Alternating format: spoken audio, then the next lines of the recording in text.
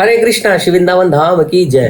तो हम लोग बेसिकली पढ़ रहे थे कि जब भी हिरण्याक्ष उसके बारे में कि उनके शरीर में क्या था, उनके जो मुकुट थे वो आसमान को टच कर रहे थे और उन्होंने जो करदन पहने थे जब वो खड़े होते तो सूरज ढक जाते थे। अब आगे हम पढ़ेंगे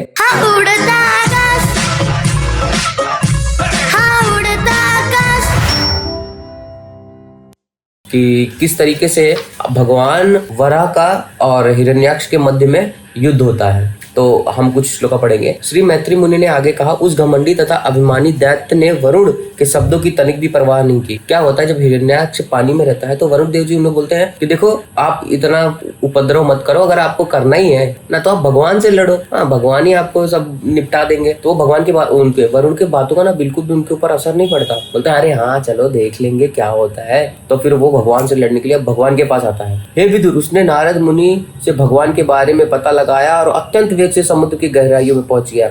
अब वो हिरण्याक्ष नारद मुनि से पता करके भगवान के बारे में पता किया भगवान मिलेंगे कहाँ, और वो तुरंत समुद्र की गहराई में पहुंच गया। वहां उसने सर्वशक्तिमान भगवान को उनके वराह रूप में अपनी दाढ़ों के अग्रभाग पर पृथ्वी के ऊपर की ओर धारण किए तथा अपनी लाल लाल आंखों से उसके समस्त तेज को हरते हुए देखा। इस पर वह असुर हंसकर बोला, ओह यह तो एक उभयचर पशु है। तो जो यहाँ पे श्रील प्रभुपाद समझा रहे हैं कि जो नॉर्मल जो व्यक्ति होते हैं ना वो भगवान के इन रूप को समझ नहीं पाते हैं। उनको लगता है कि जैसे कि वराह रूप है भगवान का, उसके बाद मत्स्य रूप है। तो नॉर्मली लोग इस पे ना उपहास उड़ाते हैं कि भगवान ये सब नहीं कर सकते, पर भगवान कुछ भी कर सकते हैं क्योंकि भगवान है। अगर भगवान कुछ नहीं कर सकते तो कौन कर सकते हैं ना। असुर ने श्री भगवान को संबोधित करते हुआ शुकर का रूप धारण किए हुए, हे देवश्रेष्ठ थोड़ा सुन लो, यह पृथ्वी हम अधोलोक के निवासियों को सौंप चुकी है, अतः तुम मेरी उपस्थिति में मुझसे बचकर नहीं ले जा सकते। अब वो कृष्णा भगवान को भला बुरा बोल रहा है। अरे धूर्त, हमारे शत्रुओं ने हमारे वध के लिए तुम्हें पाला है और तुमने अदृश्य रहकर कुछ असुरों को मार भी दिया है। अरे मूर्ख, तुम्हारी शक्ति केवल योग माया है, अतः आज मैं तुम्हें मारकर अपने बंधुओं का शोक दूर करूंगा। असुर ने आगे कहा, जब मेरी भुजाओं से फेंकी गई गदा द्वारा तुम्हारा सिर फट जाएगा और तुम मर जाओगे तो वे देवता तथा ऋषि जो तुम्हें भक्तिवश नमस्कार करते तथा भेंट चढ़ाते हैं स्वतः ही मर जाएंगे, जिस प्रकार बिना जड़ के वृक्ष नष्ट हो जाते हैं। अब सोचो, हिरण्याक्ष भगवान को बोल रहा है कि अगर मैं गदा मार दूंगा तो आपका सर फट जाएगा, उसके बाद आपका क्या हाल होगा। क्या मतलब, ऐसे ही लोग हैं जो भगवान को ऐसे ललकार देते हैं। यद्यपि श्री भगवान असुर के तीर सदृश वेदने वाले दुर्वचनों को अत्यंत पीड़ित हुए थे, किंतु उन्होंने इस पीड़ा को सह लिया। वे अपनी दाढ़ों के अग्रभाग पर स्थित पृथ्वी को भयभीत देखकर जल में से निकलकर उसी प्रकार बाहर ले गया जिस प्रकार एक घड़ियाल द्वारा आक्रमण किए जाने पर हाथी अपने सहचनी हथनी के साथ बाहर आता है। अब भगवान इन सब चीज़ों से थोड़ा सा वो हो गए। अब भगवान पानी में से वो पृथ्वी को लेके ऊपर आए, जैसे एग्जाम्पल दिया है घड़ियाल को जब आक्रमण होता है तो अपने सब साथ में रहने वाले को लेके ऊपर आता है।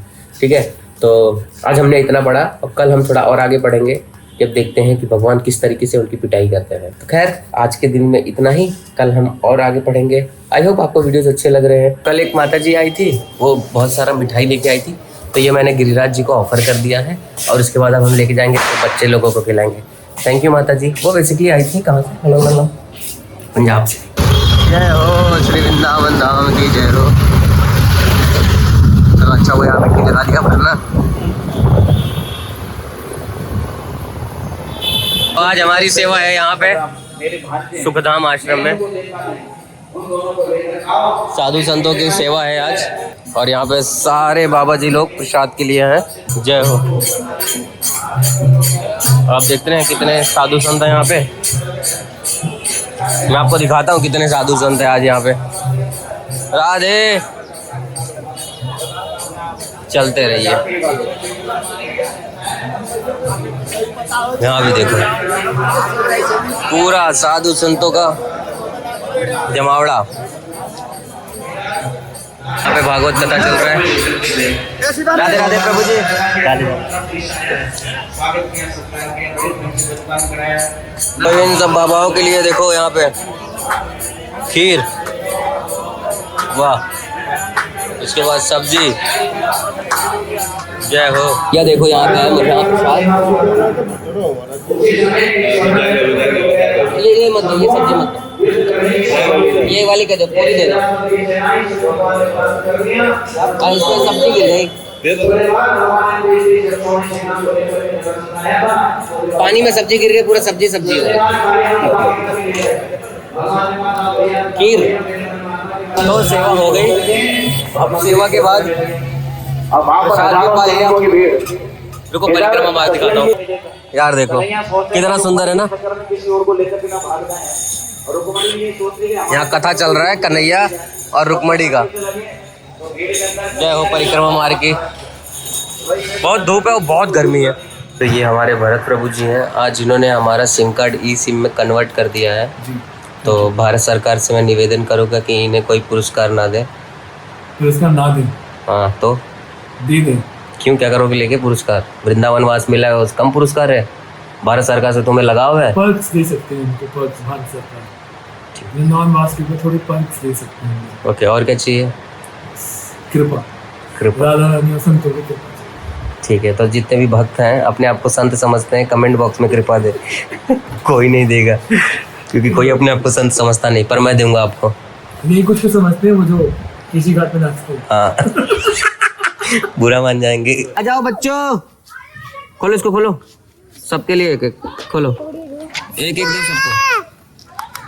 नित्य खाएगी? नित्य पकड़ो, जवारे ले आओ बच्चे, जल्दी आओ। पकड़ो पकड़ो, सब लोग अपना अपना लो, मेरे को लेट हो रहा है।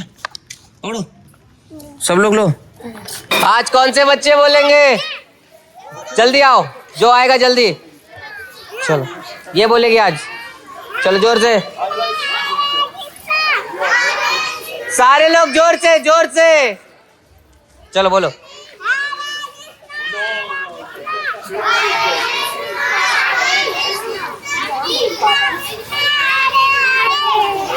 ऐसे घूम जाओ।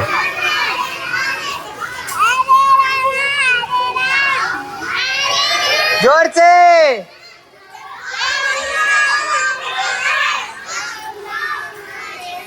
Very good. अब आप बोलो, आप बोलो, आप बोलो, आप रुको, आप बोलो, बोलो आप बोलो जोर से, जोर से। हरे कृष्णा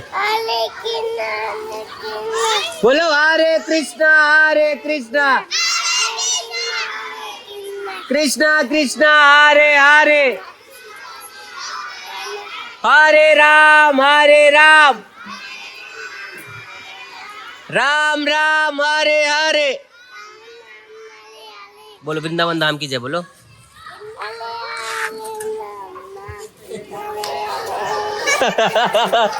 चलो वृंदावन धाम की, राधा रानी की, गिरिराज महाराज की। ये दोनों जन के लिए ताली बजाओ जोर से। हरि बोल। जस्ट अभी घर पे पहुंचा हूँ, तो मैं ना अभी शाम है तो मेरा मन नहीं कर रहा है कहीं बाहर जाने का, पता नहीं क्यों। ऐसा लग रहा है कि यार घर पे रहो आराम से। तो अभी मैं जा रहा हूँ, गाड़ी वाड़ी धोऊंगा और फिर बैठ के कुछ बुक्स वगैरह पढ़ेंगे। और हरे कृष्णा। सो बेसिकली मैंने आप लोग से प्रॉमिस किया था कि मैं आप लोग को वृंदावन के बारे में 2 चीज़ बताऊंगा, रोज प्रयास करेंगे। तो मेरे पास एक बुक है जिसका नाम है वृंदावन महिमामृत। हाँ, तो ये चीज़ हर सबको पढ़ना चाहिए। श्रील प्रबोधानंद सरस्वती ठाकुर के द्वारा ये लिखी हुई है। तो इसमें शतक वाइज है, तो मैं रोज़ ऐसा प्रयास करूँगा, क्योंकि ब्लॉग के माध्यम से, ब्लॉग का मेन पर्पस हमारा क्या है कि हमारा जो मन है वो कृष्ण के प्रति रोज़ आकर्षित हो, इवन एवरी सेकेंड आकर्षित हो। ऐसा हो कि बिना कृष्ण के हम रह ना पाए। मतलब आई नो बोलने में थोड़ा सा एकदम सिंपल सा लग रहा है, बट ये बहुत डिफिकल्ट है। बट हाँ, हम प्रयास, छोटा छोटा प्रयास हमने शुरू तो कर दिया ना, तो उस लेवल तक भी हम जाएंगे। तो ये छोटा छोटा प्रयास है। तो इससे क्या होगा कि वृंदावन एक ऐसा नेक्टर है, इसके बारे में हम जितना सुने, जितना जाने उतना कम है। तो ये शतक वाइज है। तो एवरी डे आप बताओ कमेंट बॉक्स में कि मैं रोज़ 2 श्लोका बताऊँ या 3 श्लोका बताऊँ। तो क्या होगा, ये इंग्लिश में है तो मैं इंग्लिश में पढ़ के हिंदी में भी बताता रहूँगा, क्योंकि आई नो मेरी मम्मी है, उनको इंग्लिश नहीं समझ में आएगा। और ऐसे बहुत सारी माता जी होंगी, बहुत सारे प्रभु जी होंगे जो ब्लॉग देख रहे होंगे, तो उनको शायद इंग्लिश ना समझ में आए, मुझे भी नहीं आता। बट हाँ, मैं प्रयास करूँगा कि उसको हिंदी में भी आप लोग को बताऊँ।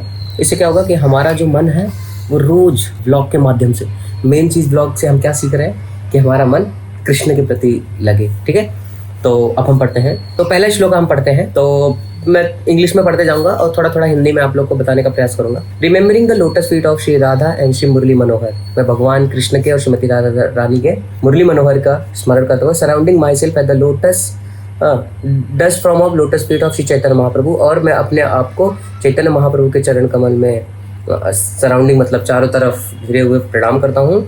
And offer my repeatedly offering to the most respectful obeisances to the exalted devotee, और मैं सारे वैष्णव को प्रणाम करता हूँ। Who are like ocean of transcendental qualities. Vaishnav कौन है?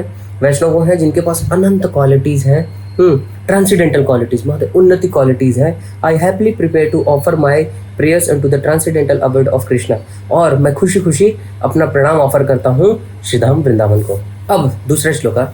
Even the Supreme Lord Himself is incapable of crossing the ocean of nectarian glories of Vrindavan. Even भगवान खुद सक्षम नहीं है कि ये जो वृंदावन की जो ग्लोरीज हैं वो उनको क्रॉस कर पाए। Therefore, who else is able to do so? तो ऐसा कौन है जो कर सकता है जब भगवान खुद नहीं कर सकते? This is my humble attempt to become glorious by merging into the ocean of with a great love and care. और ये मेरा एक छोटा सा प्रयास है, जैसा इस श्लोका में लिखा है, छोटा सा प्रयास है कि मैं इसे लव और केयर के साथ में कर सकूं। अब आता है, O Shri Vrindavan Dham, please manifest to me your actual form which is naturally wonderful. O Shri Dham Vrindavan, please आप मेरे हृदय में प्रकट हो जाओ, जो कि एक्चुअली नेचुरली मतलब ऑटोमेटिकली बहुत ही सुंदर है, फुल ऑफ नॉलेज, और वो पूरा ज्ञान से भरा है एंड मिस्ट्री रहस्यमयी है। When the Upanishad fail to describe your transcendental characteristic and declare them not this, not this, then what can be said about the topics of Vrindavan? Even उपनिषद भी आपके बारे में बताने में फेल हो जाता है, तो हम कौन है? तो देखो कैसा है ना, ये इंग्लिश से हिंदी में पढ़ने में मुझे पता है कि थोड़ा सा शब्द इधर उधर हो जाते हैं, बट मैं ऐसा प्रयास करूँगा कि रोज अरे यार इंग्लिश में भी बताऊँगा तो मम्मी पापा कैसे समझेंगे।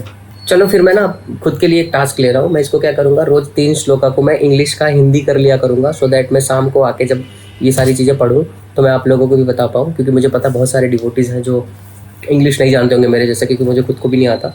तो मैं इसको क्या करूँगा, सुबह सुबह मैं अपना टास्क कंप्लीट कर दूँगा, या मैं देखता हूँ इसको कैसे कर सकते हैं। हम इसको इंग्लिश हिंदी दोनों करेंगे, तो इससे क्या होगा कि हम सारी चीज़ें अच्छे से सीखते जाएँ और समझते जाएँ।